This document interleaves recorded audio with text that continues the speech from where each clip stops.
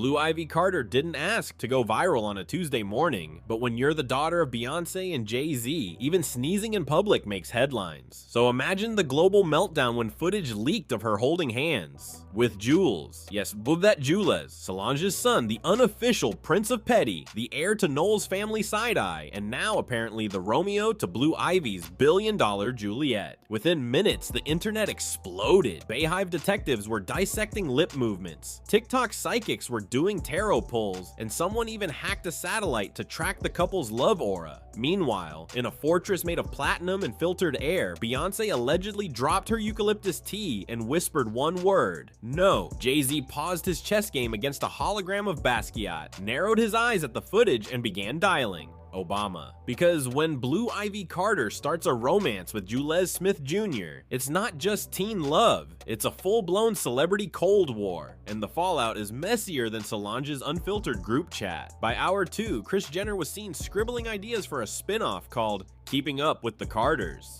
And Blue Ivy's name trended above climate change, Bitcoin, and the Pope. Meanwhile, Beyonce had entered what insiders call Level 5 Mother Mode, a rare and dangerous state in which she communicates only in cryptic song lyrics and can summon Tina Knowles with a single eye twitch. Security around the Carter estate was doubled. Jay-Z allegedly converted his home studio into a situation room. No one was calm. But while the grown-ups were losing their minds and calling crisis managers with British accents, Blue and Jules were just vibing, matching Chrome Hearts hoodies, side-eyeing paparazzi from custom G-Wagons, sharing vegan tiramisu under twinkling lights at an exclusive teen-only rooftop lounge in downtown LA, where the waitlist included 3 Jenners and Zendaya's stylist.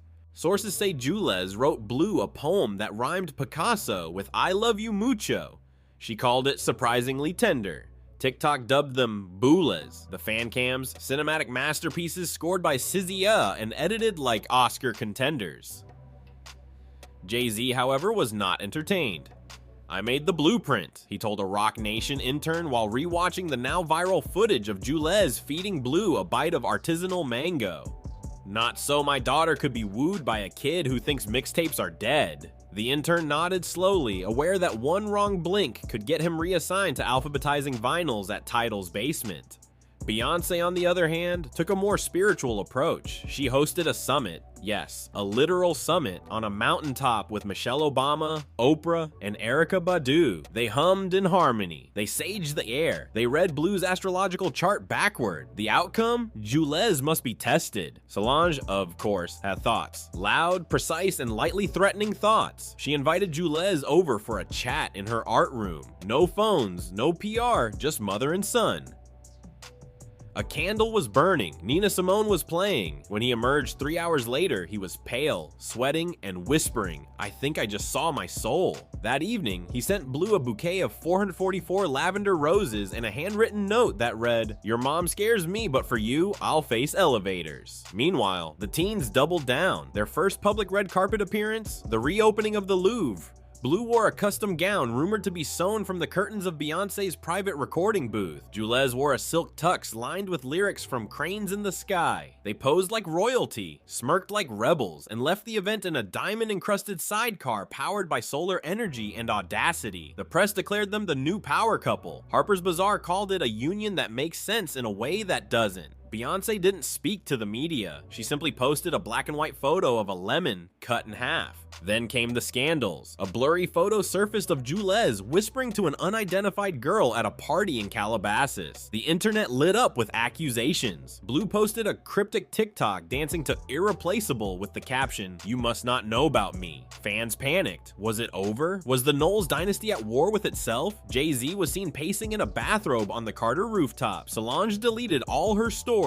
And Jules, he dropped a single called Midnight at Ivy's that ended with him whispering, no one else gets my soul like you do. The apology worked. Blue followed him back on Instagram. Beyonce began smiling again. Jay-Z offered him a handshake. Solange nodded once during brunch. The family tension eased slightly, but now there were rules. A 6-point Carter family relationship agreement was drafted. Section 3 stated, no public displays of affection within 5 feet of Ms. Tina Knowles. Section 5, Jules must complete 1 community service activity per date.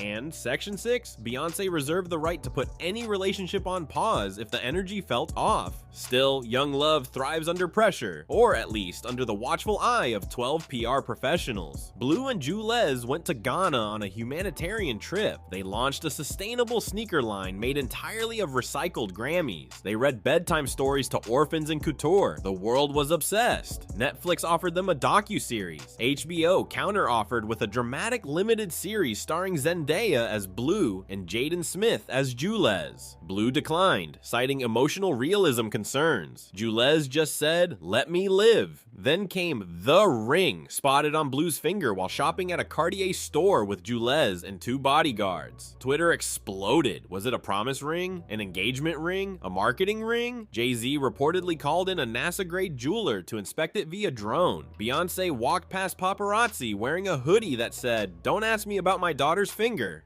Solange simply posted a photo of herself sipping wine while holding a katana. Fans weren't sure if it was a warning or a teaser for her next album. The truth, it was a ring pop. Literally, a cherry-flavored ring pop in a diamond-shaped wrapper Blue found ironically iconic. She even laughed about it on Instagram Live. "Y'all, it's candy, chill. I'm 13, not 30. Jay-Z had to take a walk." Months later, things are calmer. The world has accepted beaus as a cultural event, not just a couple. Schools teach their story in Gen Z history classes. Kris Jenner is reportedly furious. She didn't think of it first. Beyonce, while still watching with the intensity of 1,000 suns, admits it's cute in a terrifying way. Jay-Z has written a spoken word jazz album titled Father of the Flyest, featuring poems about letting go and why teenage love is a slow-moving horror movie. And Solange, she's quietly proud. She even told Julez, "You didn't mess this up yet." As for Blue and Julez, they're designing a perfume together. It smells like teen revolution and faint hints of generational wealth. And if you think this story's over, then just wait till North West starts dating. Because in the world of celebrity teen love, there's no end, only sequels. So here we are, hovering between Fairy Tale and TMZ Meltdown, watching Blue Ivy Carter and Julez Smith Jr. do what only celebrity royalty can: date publicly, glow impossibly, and make us all question whether our own teen years were a complete waste of time. Their love story isn't just a relationship, it's a cinematic universe. It's Gucci meets Legacy, astrology meets NDA, and Beyonce meets mild cardiac arrest. And if the world thinks it's ready for what happens next, they better put their seatbelts on and their sage sticks down. Because no matter how this ends, whether it's forever or until the Met Gala, they've already made history. And judging by Beyonce's recent side-eye and Jay-Z's sudden purchase of a lie detector machine, the plot is very much still thickening. Thanks for watching this video till the end. See you in the next video.